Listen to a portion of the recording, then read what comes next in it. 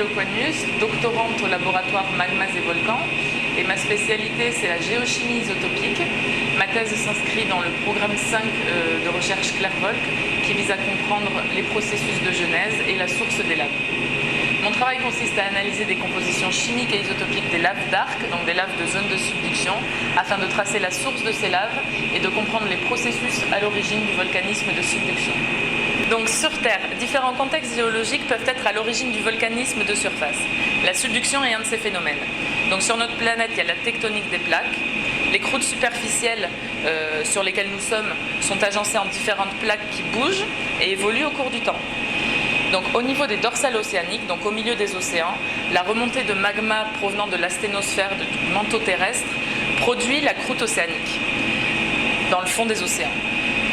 Et donc ces différentes plaques qui se déplacent sur la surface de la Terre, et puisqu'il y a formation de matière au niveau des dorsales, il y a disparition, et en fait recyclage de cette matière au niveau des zones de subduction, puisque la croûte océanique va plonger à l'intérieur du manteau terrestre.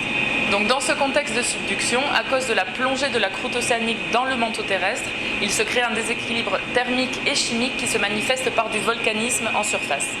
C'est dans ce contexte géologique qu'intervient mon travail. J'étudie les compositions chimiques et isotopiques des laves, des sédiments qui entrent en subduction et du manteau dans le but de comprendre comment et à partir de quoi les magmas sont créés dans ces zones. Pour cela, en géochimie, on a différents outils, notamment l'étude des rapports isotopiques. Alors, qu'est-ce que les isotopes ? Les isotopes, ce sont des atomes, les atomes d'un même élément chimique qui ont des masses différentes. Ils ont les mêmes nombres de protons et le même nombre d'électrons à l'intérieur du noyau, mais des nombres de neutrons différents, ce qui fait qu'ils ont des masses différentes. Les isotopes sont intéressants dans ce type d'études puisqu'ils ne se modifient pas lors des processus magmatiques. Chaque type de réservoir terrestre, de lave, de type de famille de roches différentes vont avoir une signature isotopique propre.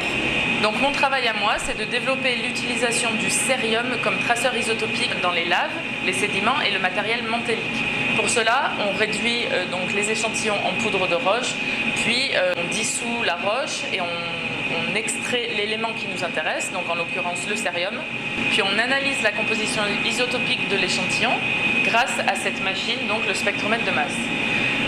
Donc je travaille sur les zones de subduction qui sont les Petites Antilles et les Mariannes afin de déterminer quels sont les types de sédiments recyclés lors de la subduction et utilisés pour créer le magma et les laves qu'on retrouve en surface ayant une certaine composition qui par la suite remonte en surface et donne lieu aux éruptions volcaniques.